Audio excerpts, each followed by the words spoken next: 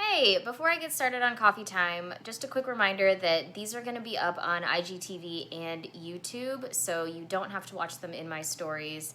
It will probably be a little more seamless if you watch it in IGTV because, the videos don't get all cut up every 15 seconds. So just a heads up that you can find me there.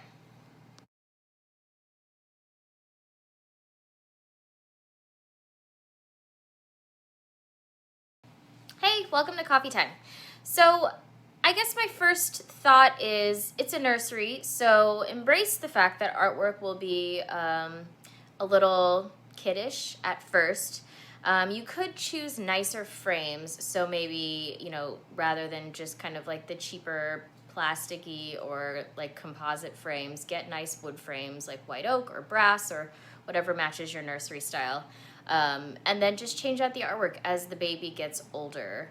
Another thing you could do is just to come up with like a theme for the nursery. So rather than just making it cute and a color, like for example, I just did a nursery where it was themed kind of like 50s, 60s Americana.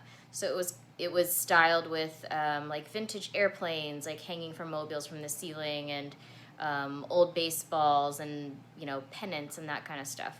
So that's one way to decorate a nursery without it feeling like you're just buying generic little baby elephants and sticking them on the wall. And then the last thought I had was, you could do DIY. So personalized art is always a really sweet thing for a baby to grow up with. So maybe take on a macrame or 3D wall art or something that is meaningful to you and use that as the artwork.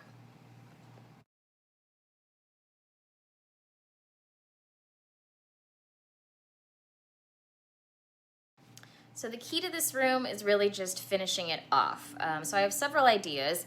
The first is if you really hate that cinder block wall, I'm not sure if you own or if you rent, but if you own, you could just have somebody come in and drywall the cinder blocks, so then it's not an issue anymore.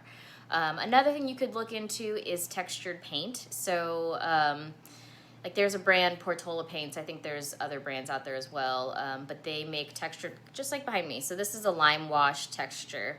And if you did a paint like that on the cinder block, it would make it feel, I guess, a little more intentional, as opposed to being down in the basement and you just painted the foundation. So having a texture on it. The other thing you could do is wallpaper the other walls, and then on the cinder block wall, paint it a color that's taken from the wallpaper.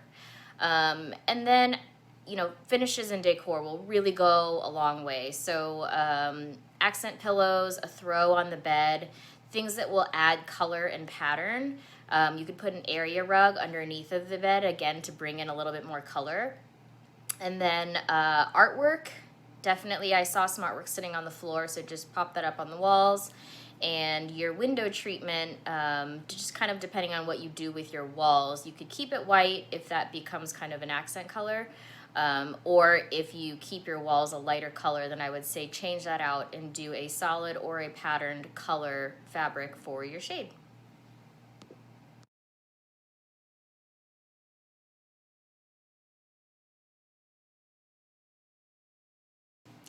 Yes, I would make the cabinet span the entire length if you can. So, from one end of the room, under the window, all the way to the other end of the window, and find a point to stop it if that wall is continuous into the dining room. So maybe it aligns with the edge of the trim work on the window, but you kind of want something architectural to line up with where you end it so that it feels like the width is intentional. And based on what I'm seeing in that room, I don't think just a shelf will function the way that you want it to. So maybe do one, and I mean, when I say this, I kind of feel like we're talking like a custom cabinet. So look for a local woodworker or cabinet maker that can just make one for you and paint it a color that you like. But maybe the built-in itself is just drawers all the way across so that you have storage for the things that you currently are storing with those bins. And then you can do a shelf above it so you still have that same look. And the length of your shelf, I would probably float it a little bit so it shouldn't slam up against the wall and then end at the same point as the cabinet, but it should come in so that it's floating on center of it. So maybe 12 inches of open space on either side, and then the rest is a floating shelf. So again, talking to a local lumber yard and getting a piece of wood that's that long and getting shelf brackets to hold it up. You'll definitely want more than 2 brackets since that's such a long span. Maybe like 4 or 5 of them, like pins that go underneath of it, or you could do a custom bracket. I really like Shelfology's brackets, and they can actually make the shelf for you as well if you need to go that route.